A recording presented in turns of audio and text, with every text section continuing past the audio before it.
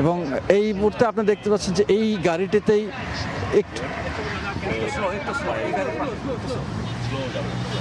এই গাড়িটিতেই এই পতাকা মোড়ানো গাড়িটি এই গাড়িটিতেই বেগম জিয়াকে শেষবার নিয়ে যাওয়া হচ্ছে এবং বেগম জিয়ার এই এই গাড়িটি পতাকা মোড়ানো এবং এই পতাকায় যে পতাকার জন্য এত যুদ্ধ, এত লড়াই, এত সংগ্রাম, এই পতাকার তলে যে 18 কোটি মানুষ তাদেরকে রেখে গেলেন বেগম জিয়া এবং যে মানুষদেরকে এই কোটি কোটি মানুষ রেখে গেলেন তিনি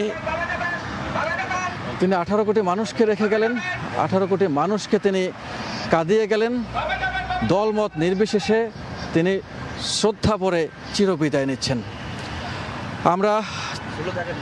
আমরা ওই বিদায়ের মধ্য থেকে বেগম জিয়ার যে রাজনৈতিক ক্যারিয়ার, বেগম জিয়ার যে রাজনৈতিক প্রেক্ষাপট, বেগম জিয়ার জন্ম, বেগম জিয়ার বেড়ে ওঠা, সব কিছুই আমরা বলার চেষ্টা করেছি।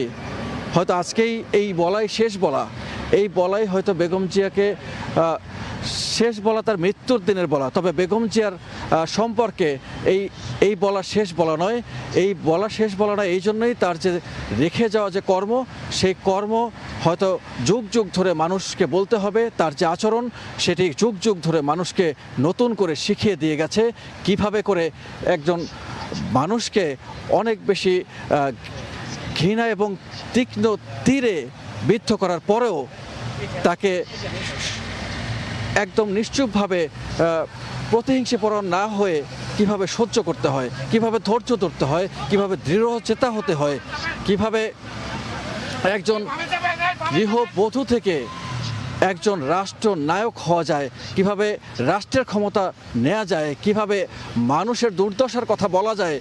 একজন নারী যে শুধুমাত্র নারী নয়, তিনি যে শুধু গৃহবধূ নয়, তিনি যে একজন অনেক উচ্চশিক্ষিত, উচ্চাভিলাষী সেরকম নয়।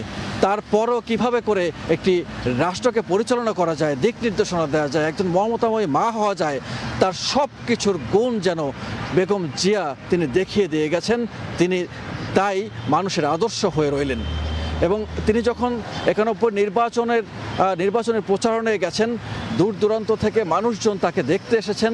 শহীদ প্রেসিডেন্ট জিয়াউর রহমান তাকে যেভাবে করে তার খাল খনন কর্মসূচি বা তার দল যখন শুরু করেন, তখন যে তিনি তৃণমূল পর্যায়ে যখন সফর করেন, তখন যখন তাকে দেখতে এসেছিল মানুষ, রাষ্ট্রপতি কিভাবে একদম তৃণমূল মানুষের সঙ্গে গিয়ে মিশে যেতে পারে, কিভাবে ক্ষেতের দিনমজুর এবং শ্রমিক তাদের সঙ্গে বসে খেতে হয়, সেটি যেমন শহীদ প্রেসিডেন্ট জিয়াউর রহমান দেখিয়ে গিয়েছিলেন।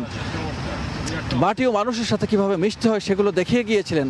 সেই পথ ধরেই এই বিএনপির অগ্রযাত্রা এবং সেই অগ্রযাত্রা থেকেই মাটি ও মানুষের দল হয়ে ওঠে বিএনপি। সেই বিএনপির নেতৃত্ব দিয়েছিলেন এই বেগম জিয়া।